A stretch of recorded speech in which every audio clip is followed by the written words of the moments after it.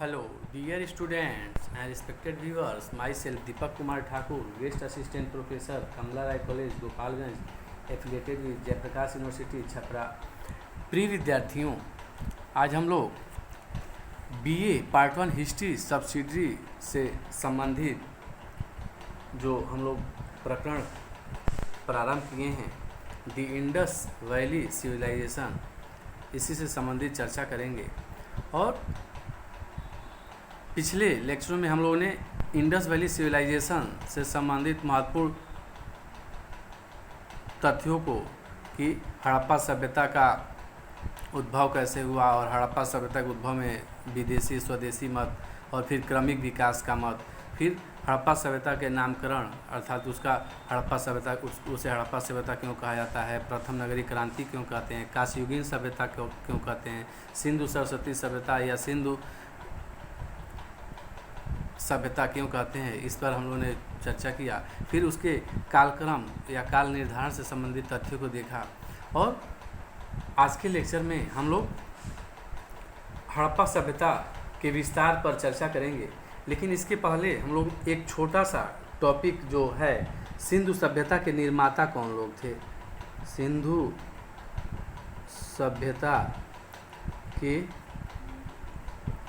निर्माता कौन लोग थे, तो इसमें हम विभिन्न प्रजातियों के अवशेष पाते हैं सिंधु सभ्यता के जो भी पुरास्थल हैं। तो उसमें हम लोगों को जो प्रथम मिलता है प्रोटो ऑस्ट्रेलायड,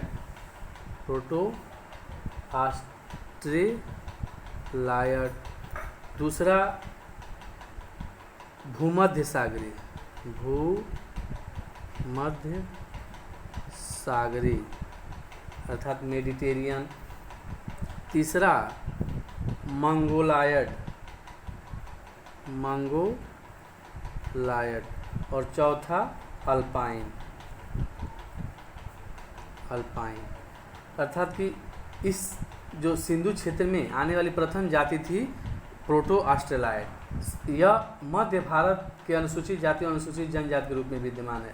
फिर भूमध्य सागरी जो सिंधु सभ्यता के निर्माता माने जाते हैं, इस समय यह प्रजाति समूलतः दक्षिण भारत में पाई जाती है।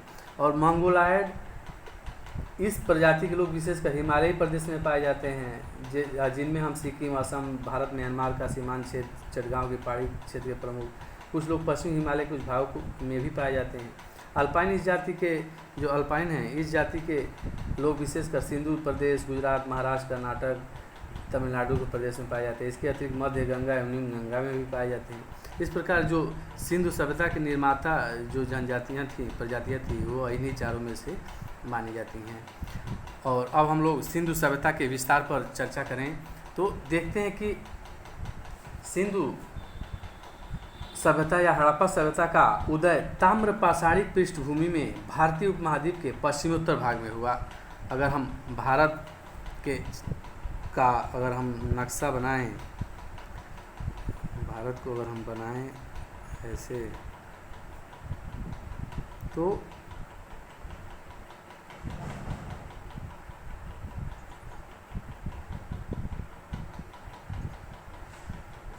यहाँ सिक्किम है, ये भूटान है।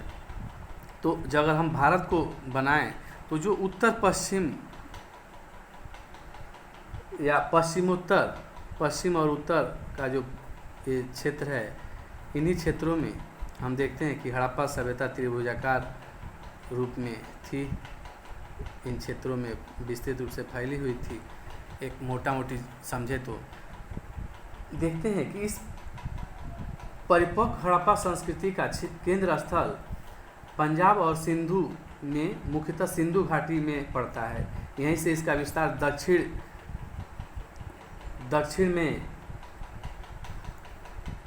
और पूर्व की ओर हुआ। यहीं से जो केंद्र स्थल है पंजाब और सिंधु, वहीं से हम देखते हैं कि इसका विस्तार दक्षिण और पूर्व की ओर हुआ।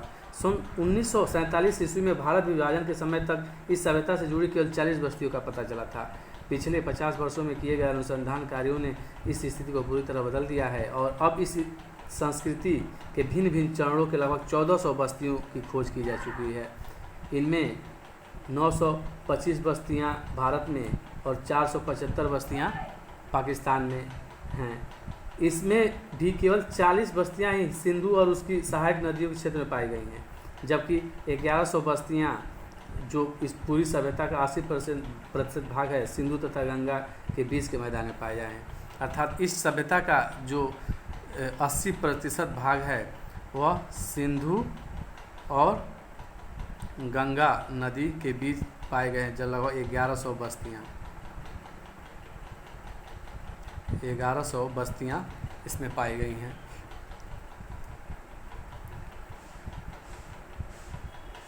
यह जो 1100 बस्तियां पाई गई हैं यह गंगा के और सिंधु के मैदान के बीच में, जहां कभी सरस्वती नदी बहती थी जो आजकल लुप्त हो गई है, तथा यह लगभग 250 बस्तियां भारत में सरस्वती नदी प्रणाली क्षेत्र से परे भी पाई गई हैं भारत में ही, जिनमें से कुछ गुजरात में और थोड़ी सी महाराष्ट्र में है। वर्तमान 3 देशों, अगर हम हड़प्पा सभ्यता के विस्तार को देखें तो वर्तमान के 3 देशों में इस सभ्यता के जो तत्व पाए गए हैं, प्रथम अफगानिस्तान, दूसरा पाकिस्तान और तीसरा भारत है। 3 देशों में इसके जो विस्तार हम देखते हैं, इसमें अफगानिस्तान में इसका प्रसार बहुत अधिक नहीं था। इसमें 2 स्थल ही हम देखते हैं कि मुंडी गाक और सुरतुगुई या सुरतुघई, 2 स्थल देखने को मिलता है हमें। पाकिस्तान में 3 क्षेत्रों में इस सभ्यता का विस्तार था। दक्षिणी बलूचिस्तान, सिंधु और पंजाब प्रांत। इन 3 क्षेत्रों में विस्तार हम देखते हैं कि दक्षिणी बलूचिस्तान में इसके प्रमुख स्थल सुतकांगेंडोर, सोतकाकोट, डावरकोट और बालाकोट थे। सिंध प्रांत में मोहनजोदड़ो, चनहुदड़ो, जुडेर जोदड़ो, आमरी, कोटदीजी और अली मुराद प्रमुख स्थल थे। पंजाब प्रांत में प्रमुख स्थल हड़प्पा था। इसके अतिरिक्त डेरा इस्माइल खान, जलीलपुर, रहमान डेरी, गुमला और चकपुरवाने अन्य स्थल थे। अगर हम भारत में देखें तो भारत में इसका विस्तार बृहद रूप से हम देखते हैं कि भारत में इसका विस्तार बृहद रूप से हुआ। और भारत में जम्मू प्रांत में मांडा, पंजाब में रोपड़, कोटल, निहंग खान, चक, छियासीबाड़ा, संगोल और देर मजरा, हरियाणा में बनवाली, निताथल, सिसवल, पखावली, राखीगढ़ी, बालू। उत्तरी राजस्थान में इसके 2 दर्जन से भी अधिक पुरा स्थल हैं, जिसमें गंगानगर जिले में स्थित कालीबंगा सबसे महत्वपूर्ण है। और बस्तर राजस्थान के समस्त सिंधु सभ्यता स्थल आधुनिक गंगानगर जिले में ही स्थित मिलते हैं हमें। पश्चिमी उत्तर प्रदेश में मेरठ जिले में हिंडन नदी के तट पर आलमगीरपुर स्थित है, जबकि सहारनपुर जिले में बड़ा गांव तथा हुलास प्रमुख स्थल है। गुजरात के क्षेत्र में 2 भागों में हम देखते हैं इसका विस्तार, कच्छ की खाड़ी और खंभात की खाड़ी। कच्छ की खाड़ी में 3 प्रमुख स्थल हैं, देसलपुर, सुरकोटदा और धौलावीरा। और खंभात की खाड़ी में जो स्थल हैं उसमें लोथल, रंगपुर, रोजदी, प्रभास पाटन, भगत राव, नागेश्वर, कुंतासी, मेघम, शिकारपुर आदि प्रमुख हैं। इसी तरह हम हाल ही में महाराष्ट्र में अहमदनगर जिले में गोदावरी तट पर दैमाबाद से कुछ ठिकरे हमें मिले हैं, जिन पर सिंधु लिपि के अवशेष प्राप्त हुए हैं। यहीं से कांसे का एक रथ भी प्राप्त हुआ है, जिसे नग्न पुरुष चला रहा है। इसे हड़प्पा सभ्यता काल से ही जोड़ा जाता है। अतः अब इतिहासकारों का एक बड़ा वर्ग दैमाबाद को ही इस सभ्यता का सबसे दर्शनीय स्थल मानने लगा है। इस प्रकार सिंधु सभ्यता का जो फैलाव है, उत्तर में जम्मू से लेकर दक्षिण में गोदावरी के मुहावने तक और पश्चिम में बलूचिस्तान के मकरान समुद्र से लेकर उत्तर पूर्व में मेरठ तक इसका विस्तार माना गया है। यह समूचा क्षेत्र त्रिभुज के आकार का है। जो अगर पूछा जाए कि भारत में जो सिंधु सभ्यता का जो क्षेत्र विस्तार है उसका क्या आकार है, तो वह त्रिभुजाकार है। और हम देखते हैं कि इसका पूरा क्षेत्रफल 12,99,600 वर्ग किलोमीटर है। हालांकि अब जो आधुनिक खोज हुए हैं तो 1400 से भी अधिक 1500 स्थल प्रकाश में आ चुके हैं और इसका जो क्षेत्रफल है 20 लाख वर्ग किलोमीटर हो गया है। लेकिन परीक्षाओं में ऑप्शन के हिसाब से हम मारेंगे, अगर 20 लाख दे और 1200 12,96,600 वर्ग किलोमीटर ना दे तो 20 लाख मारेंगे, अगर 20 लाख नहीं दे तो 12,99,000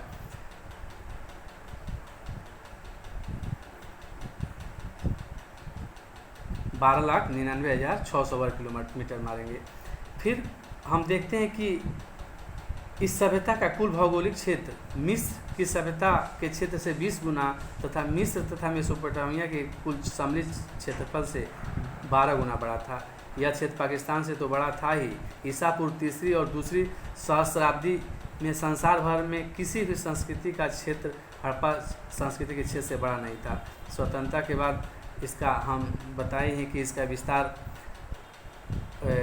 गुजरात प्रांत या अन्य पूरे भारत में जो इसके क्षेत्र मिले हैं वह जो पुरातत्व स्थल मिले हैं वह 1500 तक हैं और इसका क्षेत्रफल 20 लाख वर्ग किलोमीटर तक माना गया है आधुनिक शोधों के अनुसार।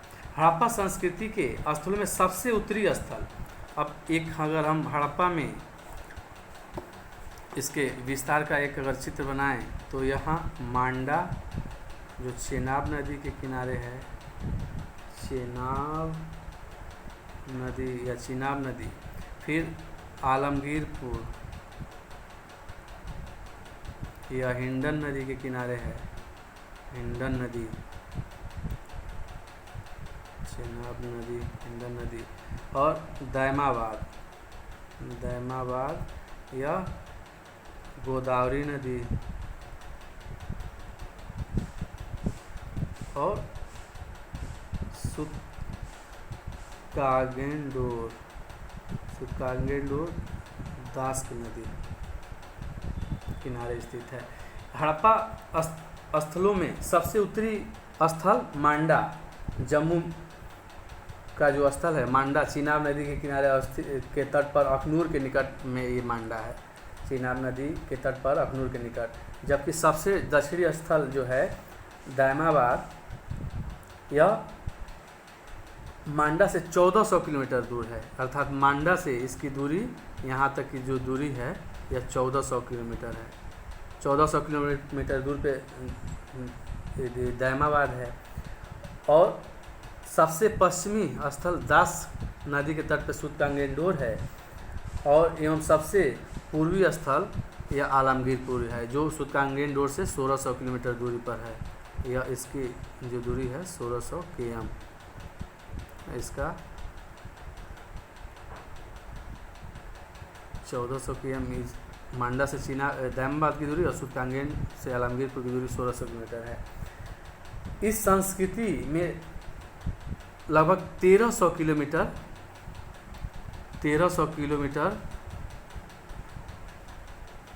का समुद्र तट सम्मिलित था।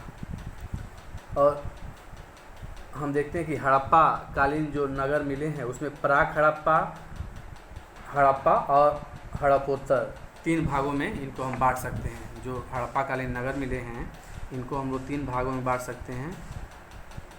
हड़प्पा कालीन नगरों को हम लोग 3 भागों में बांट सकते हैं।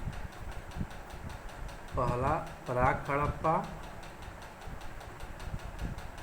हड़प्पा, इसको विकसित हड़प्पा भी कह सकते हैं, इसको हड़प्पोत्तर।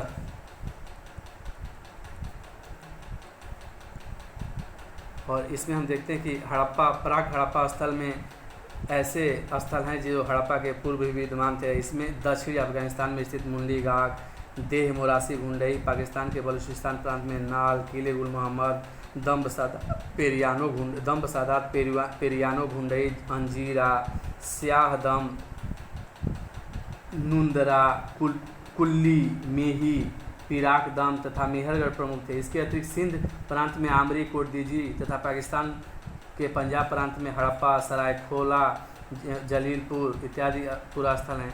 भारत के उत्तरी राजस्थान में स्थित कालीबंगा, हरियाणा में राखीगढ़ी एवं बनवाली से प्राक संदेह पूरा अवशेष प्राप्त हुए हैं।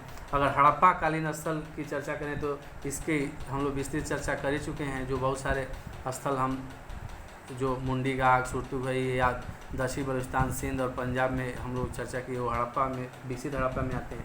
और हड़प्पोत्तर स्थल में 2 स्थल प्रमुख रूप से हैं, रोजदी और रोजदी और रंगपुर। अगर इन तीनों में अगर हम स्थलों की बात करें तो इसमें हम सुरकोटडा, धौलावीरा, राखीगढ़ी और मांडा का नाम लिया जा सकता है, जो कि तीनों में आ जाते हैं, प्राक हड़प्पा, हड़प्पा और हड़प्पा में। इस प्रकार जो हम लोग का हड़प्पा सभ्यता के विस्तार से संबंधित प्रकरण था वह पूरा होता है। और इसी के साथ ही चर्चा को समाप्त करते हैं। जय हिंद, जय भारत, धन्यवाद।